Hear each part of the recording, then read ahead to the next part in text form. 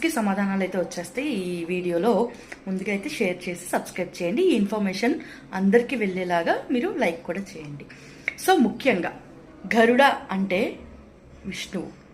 విష్ణు ఆలయాలు అంటే వెంకటేశ్వర స్వామి, విష్ణు, ఇలా ఈ ఆలయాలు ఎక్కడైతే ఉన్నాయో అక్కడ మాత్రమే గరుడ ప్రసాదాన్ని ఇస్తారనమాట.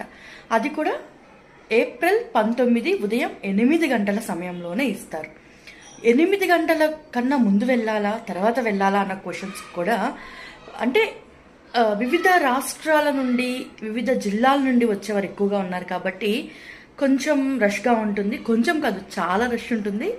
ఎందుకంటే చిలుకూరు ఎప్పుడు వీసా బాలాజీ అని పిలువబడే చిలుకూరు స్వామి వారు ఇప్పుడు మాత్రం సంతాన బాలాజీగా పిలువబడతారనమాట. సో వీలైనంత త్వరగా అక్కడ వెళ్ళి క్యూలో ఉండడానికి ట్రై చేయండి. బట్ ప్రసాదం మాత్రము చివరి వ్యక్తి వరకు ఇచ్చే విధంగా